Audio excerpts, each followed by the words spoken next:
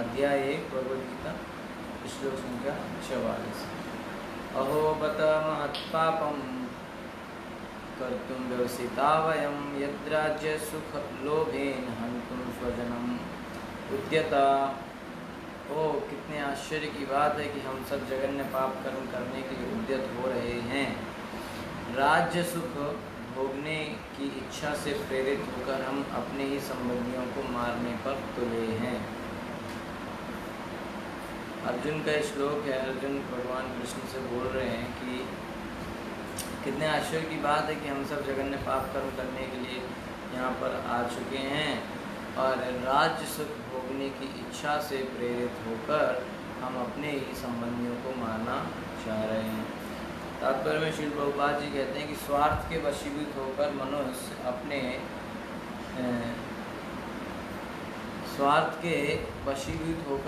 अपने सगे भाई, बाप या माँ के वध जैसे पाप कर्मों में प्रवृत्त हो सकता है। विश्व के इतिहास में ऐसे अनेक उदाहरण मिलते हैं, किंतु भगवान का साधु भक्त होने के कारण अर्जुन सदाचार के प्रति जागरूक है, अतः वह ऐसे कार्यों से बचने का प्रयत्न करता है। ठीक है, तो बेसिकली ये यहाँ पे 44, 45 से 46 ये 3 श्लोकों में अर्जुन जो है वो डिसाइड करते हैं या फाइनली अपनी बात कंक्लूड कर देते हैं कि हम लड़ाई नहीं लड़ेंगे। ठीक है, और इसलिए वो जो है 44वें श्लोक में एक सामान्य नैतिक सिद्धांत की बात करता है कि अपने फायदे के लिए अर्जुन एक सामान्य बात कर रहा है, सामान्य नैतिक बात, मोरल, कि हम अपने फायदे के लिए कैसे अपने सगे संबंधियों को मार सकते हैं। सीधी सीधी बात है ना, सिंपल सा श्लोक है कि अर्जुन चूँकि एक वैष्णव है इसलिए उनको इस बारे में ऐसा विचार आ रहा है कि हमको अपने फ़ायदे के लिए सिर्फ अपने फ़ायदे के लिए हमको अपने सगे संबंधियों को मारने की कोई आवश्यकता नहीं है। ठीक है, तो उसी चीज़ को प्रभुपाद जी कह रहे हैं कि जनरली आजकल देखा जाता है कि लोग अपने फ़ायदे के लिए, प्रभुपाद लिख रहे हैं, अपने सगे भाई, बाप या माँ के भी हत्या करने से लोग चूकते नहीं हैं। ठीक है, अपने फ़ायदे के लिए स्वार्थ के वशीभूत होगा। वशीभूत होने जब आदमी अपना स्वार्थ जब उसे दिखता है तो वो बिल्कुल पागल हो जाता है। फिर उसको अपने आगे किसी का नहीं दिखता, उसको सिर्फ दिखता है कि मेरा फ़ायदा कैसे हो। उसको सिर्फ इतना ही दिखता है कि मैं कैसे अपना फ़ायदा करा सकूं। ठीक है, तो इस तरीके से जो है कई ऐसे इतिहास में ऐसी चीज़ें आई हैं जहाँ पर लोगों ने अपने रिश्तों को, अपने सब चीज़ों को भूल के और अपने स्वार्थ को महत्व दिया है। और इस बार जैसे हमारे इतिहास में आप देखेंगे तो ऐसा बहुत बार हुआ है जहाँ पर लोग, ठीक है, जहाँ पर हमने जैसे एक वंश हुआ है उसमें अक्सर जो उनका जैसे मुग़ल वंश, उसमें क्या करते थे, ज़्यादातर राजा अपने पिता को मार के खुद राजा बन जाते थे। औरंगजेब ने भी वही किया। ठीक है ना, तो औरंगजेब जो था उसने अपने पिता को जो है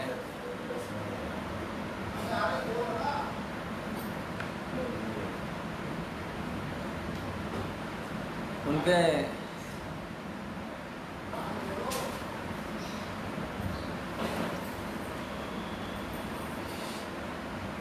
तो मुग़ल वंश में औरंगजेब नाम का एक शासक हुआ जो बहुत ही खतरनाक, बहुत ही क्रूर था।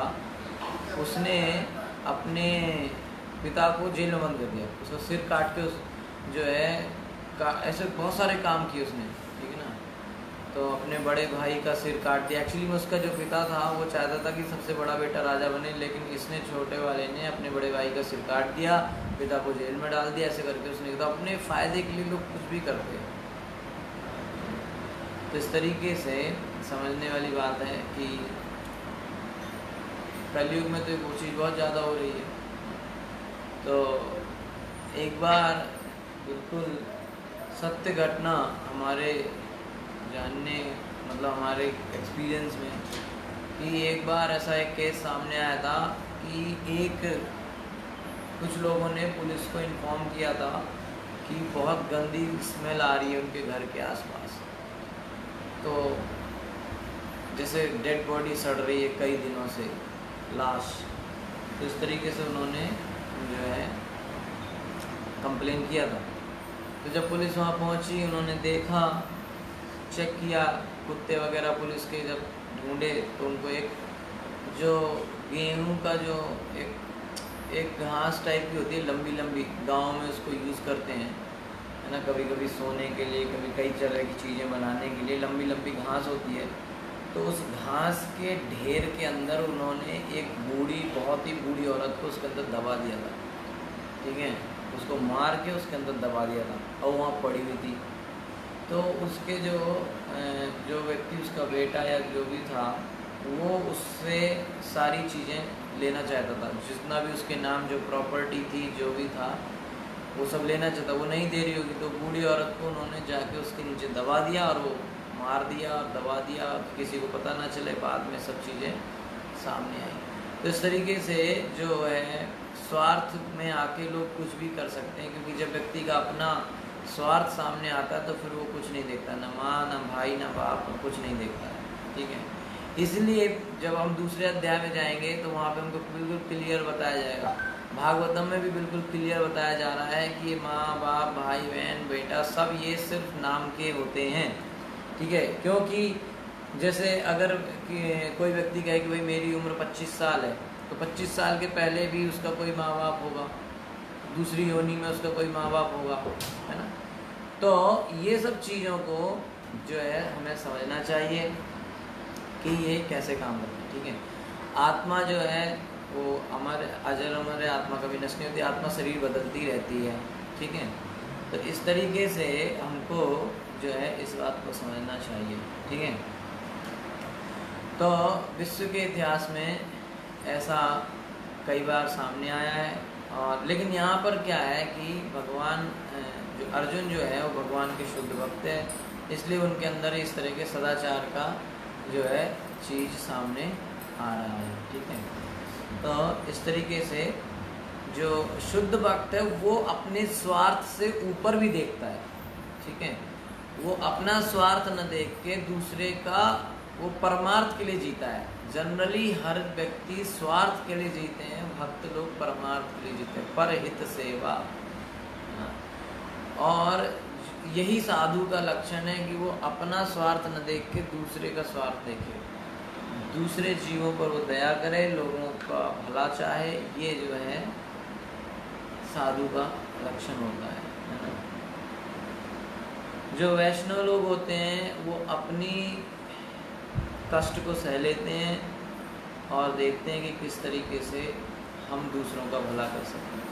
इसलिए जिस तरह से गोपी गीत में भी गोपियाँ कहती हैं, तव कथामृतम तप्त जीवनम कवि वरीडितम कल्मशापहम। और लास्ट लाइन में बोलते हैं कि जो व्यक्ति भगवान के नाम का, यानी कि भगवान की कथामृत का, भगवान के कीर्तन, नाम, लीला, गुण, रूप, इनका जो महत्व दूसरों को बताते हैं, वो सबसे बड़े भूरिदा जना, श्रवण मंगलम। भूरिदा जना का मतलब होता है जो सबसे ज़्यादा परोपकारी है। विश्व में सबसे बड़ा परोपकारी व्यक्ति भागवत में उसको बताया गया है गोपियों के द्वारा, जो कृष्ण कथा का प्रचार प्रसार करता है। ठीक है, तो इस तरीके से यहाँ पर हमको जो है समझना चाहिए कि किस तरीके से गोपियाँ हमको और कई जगह, इसीलिए देखिए आप श्रील प्रभुपाद जी वृंदावन में रहते थे और फिर भी वो विदेश में गए, ऐसी जगह गए जहाँ पर उनको जो है किसी भी चीज़ की सुविधा नहीं थी। क्यों? ताकि दूसरे जीवों पर दया हो सके। क्या दया? कि उनको भगवान के नाम रूप, क्योंकि विदेशों में तो ये सब जानकारी थी नहीं, तो उसको पता करने के लिए जो है लोगों हम जाएंगे वहाँ पर, लोगों को भगवान के बारे में पता चलेगा, है कि नहीं। तो जब लोगों को भगवान के बारे में पता चलेगा तो उनका उद्धार हो सकता है। क्या उद्धार हो सकता है कि वो व्यक्ति अपने परम पिता भगवान को मिल सकता है ना। तो सबसे बड़ा उपकार होता है कि एक जैसे कोई व्यक्ति रोड पे जा रहा है ना, बच्चा जा रहा है, उसको खाना दे दोगे आप, बहुत अच्छी बात है, दवाई दे दोगे आप, वो भी अच्छी बात है, कपड़े पहनने को दे दोगे, वो भी अच्छी बात है। दवाई दोगे, एक बीमारी मिट जाएगी, दूसरी बीमारी आ जाएगी। कपड़े दोगे, कुछ समय बाद नए कपड़े फिर चाहिए। खाना दोगे, 2 घंटे 4 घंटे फिर भूख लगेगी उसको, तो कब तक आप करते रहोगे। एक समय बाद आप खुद छक जाओगे, ठीक है। एक समय बाद आदमी खुद कहते हैं यार हटाओ यार, ये तो रोज का हो गया इनका। एक दिन भिखारी आता, लोग दया दे देते, यार दया करनी चाहिए। दूसरे दिन आता, चलो दे दो। रोज रोज वही भिखारी आ गया कि इसका तो रोज का हो गया, इसको निकाले यहाँ से, है ना। और घर के सामने कुत्ता आएगा तो उसको लोग खाना खिलाएंगे, फिर लोग कहेंगे रोज रोज मत दो, नहीं रोज आएगा। तो जब वो चीज़ डेली में बन जाती है तब आदमी को हेडेक हो जाता है ना। ये क्या, घर में रिश्तेदार आएगा, एक दिन का अच्छा है, 2 दिन का अच्छा है, ज़्यादा रह गया तो हेडेक बन जाती है कि ये यहाँ क्यों रह गए, ठीक है ना। तो इसीलिए कहा गया कि ये जितने भी परोपकार के काम हैं ये क्षणिक हैं। कब तक आप करोगे, फिर हमारे अंदर भी आ जाएगा कि इसका इतना भला कर रहा हूँ मैं, इसकी मदद कर रहा हूँ, ये बदले में मुझे क्या दे रहा है, नहीं, बदले में मुझे क्या मिल रहा है।